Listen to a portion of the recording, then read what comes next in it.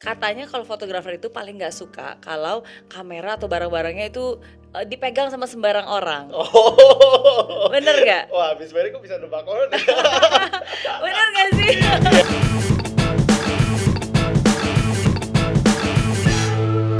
Eits, tunggu dulu. Sebelum nonton video lengkapnya, jangan lupa untuk subscribe ya dan klik link di bawah ini. Jangan lupa juga untuk klik tombol loncengnya. Oke? Terima kasih. Selamat menonton. Dan bukan hanya tahu teknik, tapi juga harus sabar. Yes. Ya nggak? Ya benar-benar kita juga harus sabar sih ketika ada customer kita ya bisa minta, oh ini ada revisi nih. Kemudian ada juga yang kayak, nah ini cerita lucu nih. Jadi waktu itu saya itu ada customer yang kontak saya itu untuk membuat sebuah bisnis kuliner. Nah kemudian dia itu benar-benar masih baru banget, jadi butuh arahan gitu. Jadi ya udah ketika mungkin dia kontak saya bulan Februari. Nah baru foto itu sekitar 8 bulan kemudian. Oke. Nah, tapi di sepanjang perjalanan itu ya dia ada nanya, "Oh, gimana saya mau bikin logo ini bagus atau enggak?" kayak gitu. Tapi saya pikir, "Oh, ya udah saya memberikan value aja dulu." Jadi kayak, "Oh, yang ini bagus, yang ini kayak kemudian saya mau bikin makanan kira-kira menunya ini bagus atau enggak." Jadi sebenarnya saya jadi semi konsultan kayak gitu ya. Betul. Tapi ya karena saya seneng dengan dunia bisnis gitu, ya udah saya seneng aja memberikan masukan dan kawan-kawan gitu kan. Nah, kemudian ketika sudah deal, habis itu project itu di cancel. Oh, oke. Sehari sebelum photoshoot. Oke. Karena waktu itu kayak udah komunikasi yang intens gitu kan, bilang cukup diputusnya juga dengan sangat singkat gitu. Mohon maaf saya besok tidak bisa photoshoot karena budget tidak cukup titik. Mendadak tiba-tiba seperti gitu. Padahal sudah dealnya udah jauh-jauh hari gitu kan.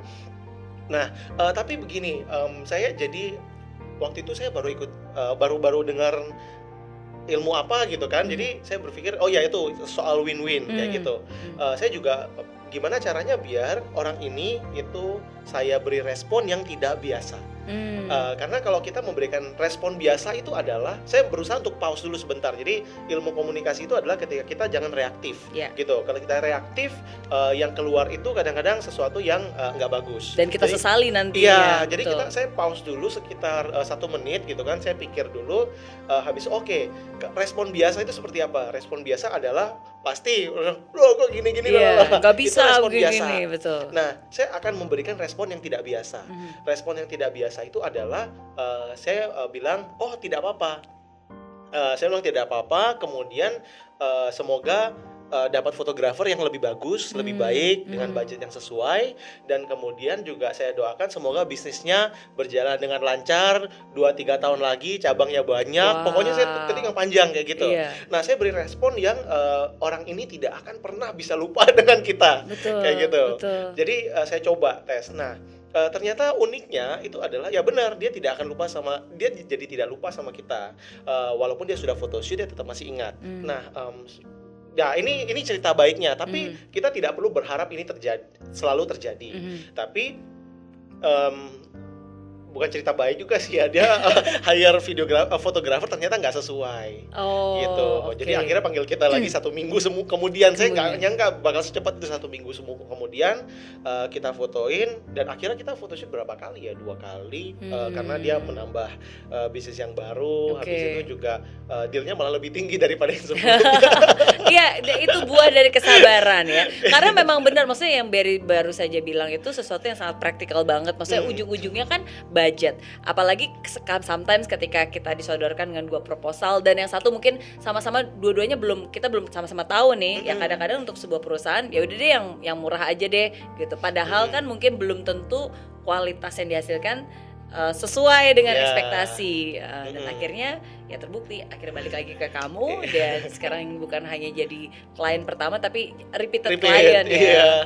Jadi ya itu dia sih yang penting kalau saya sih merespon sesuatu kita respon usahakan ya kita respon sesuatu yang win-win lah kayak gitu. Enggak ada gunanya juga kita merespon sesuatu kayak yang itu tadi yang pokoknya reaktif gitu. Pokoknya wah nggak bisa nih, kita kan sudah jadwalin, kan kita sudah siapin, kemudian jadwalnya sudah saya kosongin khusus untuk kamu besok.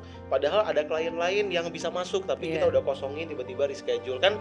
Ada banyak banget hal-hal Iya. yang bisa kita omongin, tapi ya buat apa kayak gitu, karena dengan kita memberikan respon biasa, mereka tidak akan pernah datang lagi pasti gitu. Betul. Malah nggak mungkin, karena kalaupun misalnya yang kita omongin benar pun, fotografer yang lain kurang bagus, dia pasti akan cari orang lain. Iya. Karena kayak udah merasa nggak enak. Betul. Saya tahu juga dia pasti merasa nggak enak ngomongnya. Iya.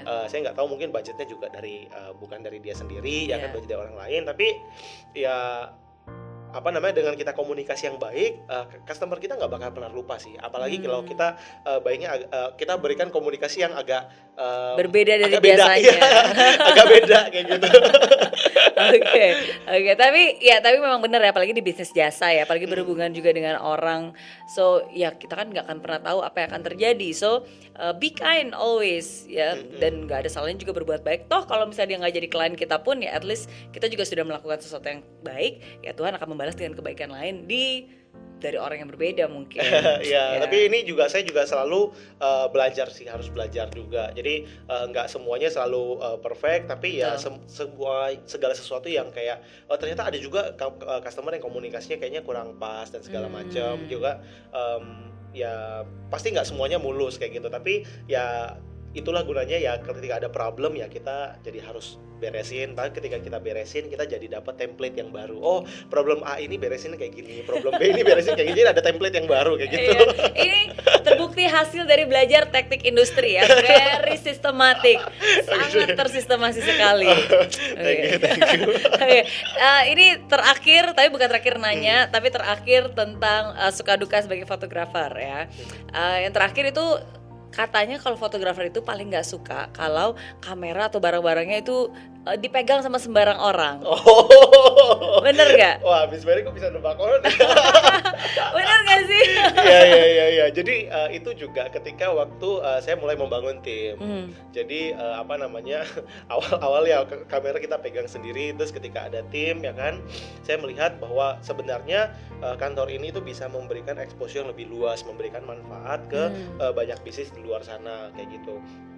Tapi ketika mulai membangun tim gitu kan, oh peralatannya ya dipakainya sembarangan. Ada awal-awal lah dipakainya, diletakkan di tempat yang sembarang dan segala macam kayak gitu. Tapi di sini juga kita belajar komunikasi lagi kembali, komunikasi win-win dengan tim seperti itu. Jadi kayak kayak misalnya contohnya kayak kita ya ketika kita menyerahkan peralatan ya kita menyerahkan dan kita dokumentasikan gitu, peralatannya seperti apa. Kemudian ya harus banyak sabar lagi kembali. Karena itu kan sesuatu yang personal ya, maksudnya ya bagi mungkin kamera dan lensa itu bagikan istri kali ya. Waduh, personal banget, itu harus dijaga. Ya nggak sih? Tapi kembali lagi segala sesuatu yang saya fokuskan, saya bukan fokus ke sesuatu yang ya benar, kita juga harus memonitor hal-hal yang kayak misalnya rusak dan segala macam harus dimonitor. Tapi saya berusaha untuk fokus ke hal yang lebih positif aja sih. Jadi kayak ketika ada barang rusak, tapi di sisi lain kayak yang penting customer ini dapat yang paling bagus. Kayak melihat hal yang lebih positif aja sih. Kalau kita lihat hal yang negatif, kayaknya ya kalau kita lagi pakai kacamata, kalau saya belajar nih kacamata itu macam-macam gitu. Ada kacamata yang baik, ada kacamata lalat gitu. Kacamata lalat kan lihatnya, kalau lalat terbang-terbangan nempelnya, kalau ada makanan yang enak sama kotoran mungkin nempelnya di kotoran. Gitu. Betul. Jadi kalau kita juga ketika kita dalam sehari-hari sih, so bukan cuma barang kesayangan kita aja ya, macam-macam gitu kan. Ketika kita lagi pakai kacamata lalat ya, ketika lihat negatifnya doang, barang saya rusak, barang saya sembarangan taruh, kalau hilang seperti apa, kalau ini seperti itu nggak ada batasnya. Pasti akan kayak banyak banget dan akan menarik hal-hal negatif lainnya juga dalam hidup ini. Iya, seperti itu. Jadi ya udah di switch aja ke yang positifnya kayak gitu. Jadi dengan alat ini dipakai, customer kita jadi nambah, customer kita jadi bagus kayak gitu. Kalau misal saya cuma kayak berpikir alat ini akan rusak dan beli alat yang murah-murah aja terus, nanti hasilnya jadi nggak bagus kayak gitu. Jadi pokoknya ya udahlah, pokoknya kita tetap manage, tapi gimana caranya biar tetap peralatan tetap harus bagus, jadi biar customer kita tetap akan dapat hasil yang bagus. Betul. Always look at the bright side, optimis, melihat hal yang baik, tapi tetap juga harus jadi itu dibuat lagi sistemnya, diperbaiki sistemnya, penjagaannya seperti apa. Ya jangan baperan sih. Jangan baperan.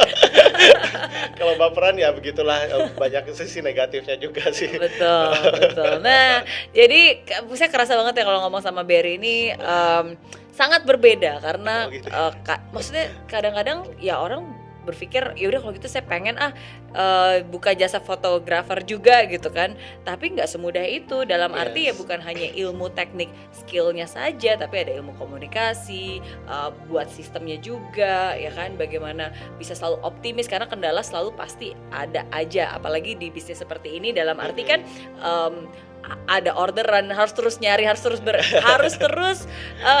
berinovasi juga Iya, untuk bisa benar, mengupgrade dan membawa bisnisnya menjadi lebih besar lagi. Mm-mm. Nah, tadi saya tertarik nih karena kan Berry sempat bilang bahwa sekarang jasa foto Jakarta bukan hanya memberikan jasa untuk foto, tapi juga bahkan membantu memanage sosial media. Yes. Itu maksudnya gimana? Nah, jadi gini, kita setelah beberapa tahun kita fokus ke foto aja kayak gitu, foto ya, kita ngembangin foto, tapi kita ngelihat customer-customernya kita kadang-kadang masih bingung kayak menggunakan foto ini mau taruh di mana, gimana caranya foto ini foto yang bagus tapi harus ditaruh di tempat yang sesuai Oke. dengan target marketnya, di tempat di tempat yang dilihat oleh orang yang banyak, sehingga foto ini tuh bisa mengkonversi ke penjualan. Oke. Seperti itu. Karena kalau misalnya masih banyak, ada beberapa customer kita yang masih bingung kayak habis photoshoot nanti saya taruh di mana kayak gitu, jadi ada yang cuma taruh di dalam restorannya aja,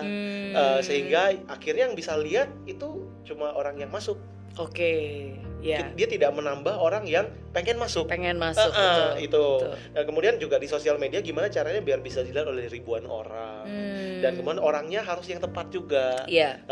Jadi kita misal jual baju, ya baju perempuan ya kita taruh di tempat yang isinya bukan perempuan gitu ya, nggak Iya. bisa kayak gitu kan. Oh iya, berarti sebenarnya bukan hanya makanan, kamu juga misalnya kayak ada online shop itu juga bisa. Kita ada, tapi yang paling banyak sih di makanan. Nah, itu cuma contoh aja. Kalau untuk food ya kita harus lihat marketnya itu siapa. Kita membantu gimana caranya biar customer kita itu bisa mengkonversi ke penjualan itu jadi lebih cepat. Oke, Kayak gitu sih. berarti apa? Ada kamu memanage dan membantu untuk bisa membuat social media campaign-nya juga, caption-nya. Terus kalau misalnya mereka perlu ada ads, itu juga berarti kamu membantu digital marketingnya. Iya, kita juga membantu digital marketingnya. Jadi kayak kita memastikan bahwa kita membayangkan kira-kira bisnis ini itu nanti customernya itu siapa, dan kemudian gimana caranya biar iklannya dan audiensnya itu sesuai dengan target market yang dituju kayak gitu. Jadi biar lebih pas gitu. Jadi daya belinya menjadi lebih tinggi. Kalau nggak ditargetin langsung posting aja, itu kan tebak-tebak bom manggis. Bener. Berharap customernya datang tapi ditaruhnya di tempat yang nggak sesuai misalnya gitu. Iya. Oke.